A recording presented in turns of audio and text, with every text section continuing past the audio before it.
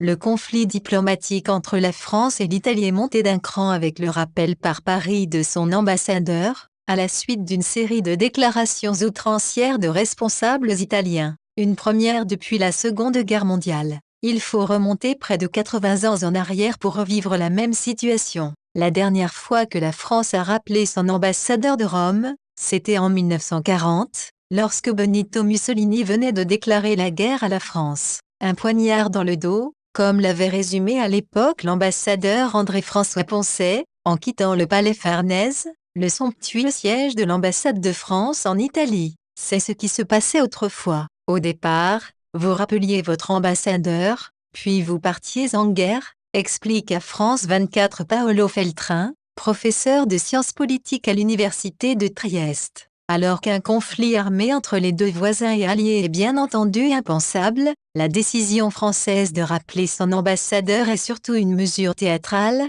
note Paolo Feltrin. Pour ce spécialiste, cette escalade diplomatique est un coup dicté par des affaires intérieures de l'autre côté des Alpes. Le rappel de l'ambassadeur couronne une stupéfiante détérioration des relations entre Rome et Paris. 13 mois seulement après l'annonce par Emmanuel Macron et l'ancien gouvernement italien d'un projet de traité d'amitié sur le modèle de celui qui existe entre la France et l'Allemagne depuis 55 ans. La France a fait, depuis plusieurs mois, l'objet d'accusations répétées, d'attaques sans fondement, de déclarations outrancières que chacun connaît et peut avoir à l'esprit, a déclaré le ministère des Affaires étrangères dans un communiqué. Cela n'a pas de précédent, depuis la fin de la guerre. Cette décision fait suite à une série d'insultes personnelles visant Emmanuel Macron par deux responsables politiques italiens, le ministre de l'Intérieur Matteo Salvini et le vice-premier ministre Luigi Di Maio, figure de proue du gouvernement populiste italien. Les tensions ont atteint un point critique cette semaine quand Di Maio,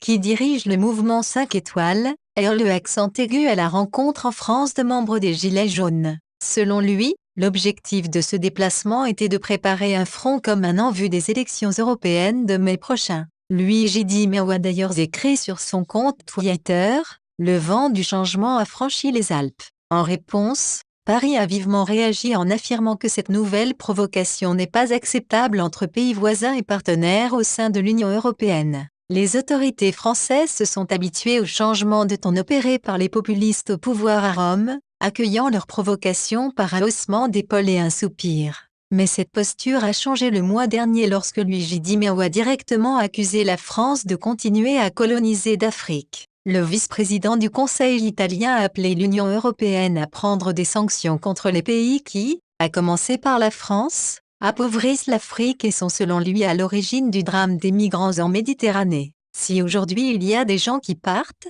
c'est parce que certains pays européens, la France en tête, n'ont jamais cessé de coloniser des dizaines de pays africains, a insisté Luigi Di Maio. Lui emboîtant le pas, le ministre italien de l'Intérieur, Matteo Salvini, a surenchéri en s'en prenant directement au chef d'État français. J'espère que les Français pourront se libérer d'un très mauvais président, et l'occasion est celle du 26 mai, les élections européennes, quand finalement le peuple français pourra reprendre en main son avenir et son destin. Son orgueil mal représenté par un personnage comme Emmanuel Macron, a-t-il écrit sur sa page Facebook. Pour Paolo Feltrin, ce ton peu diplomatique adopté par les nouveaux dirigeants italiens est le reflet d'une nouvelle tendance mondiale caractérisée par les Brexités, la Chine de Xi Jinping ou encore le président américain Donald Trump.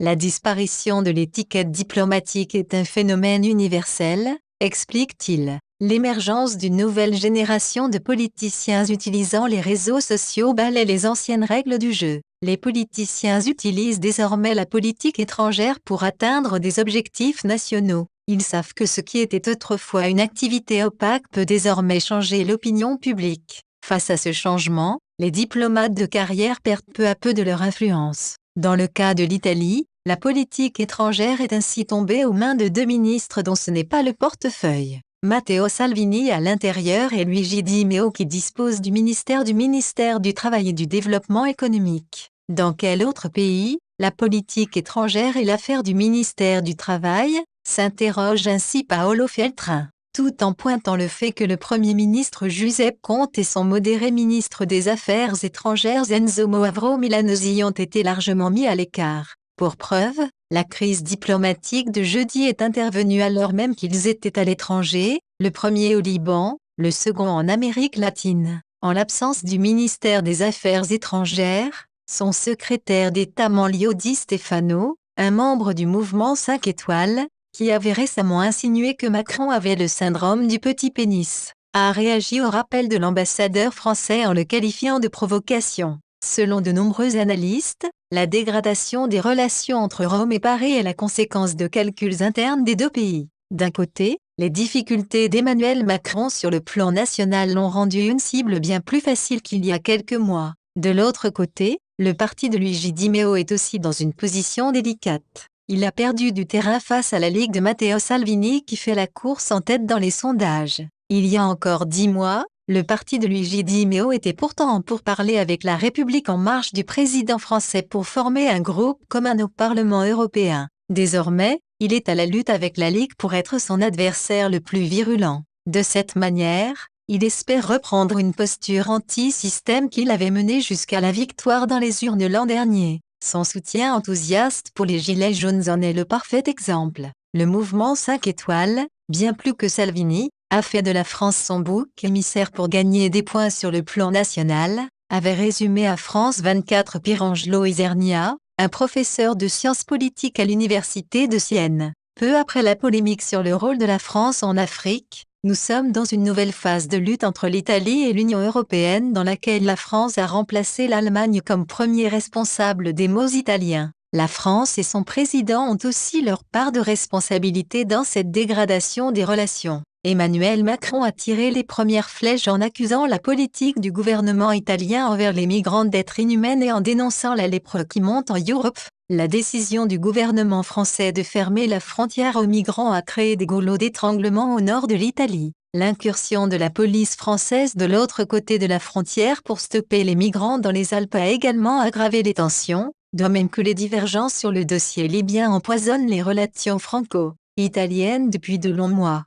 Mais, par-dessus tout, Macron a pris plaisir à s'opposer aux populistes européens, de l'italien Matteo Salvini au hongrois Viktor Orban. Le président Macron voit ces personnalités anti-establishment comme des cibles idéales, mais l'inverse est aussi vrai, note le professeur Jean Zilonka, de l'université d'Oxford, tout en ajoutant que le chef d'État français incarne l'exemple parfait de l'establishment libéral qu'il déteste. Selon Jean Zilonka, la décision française de rappeler son ambassadeur offre au gouvernement italien une opportunité de gagner des points juste avant les élections européennes. Juste après cette annonce, Matteo Salvini et Luigi Di Maio ont tous deux réagi par communiqué en affirmant qu'ils étaient prêts à discuter avec Emmanuel Macron et son gouvernement. Ils ont aussi rejeté le fait qu'il cherchait un bras de fer avec la France. Mais pour Sébastien Maillard, responsable de l'Institut Jacques Delors, il y a peu de raisons pour que les Italiens tempèrent les tensions. Je ne vois pas en quoi Di Maio et Salvini ils gagneraient en mettant un terme à l'affrontement alors que cela sert leur politique intérieure.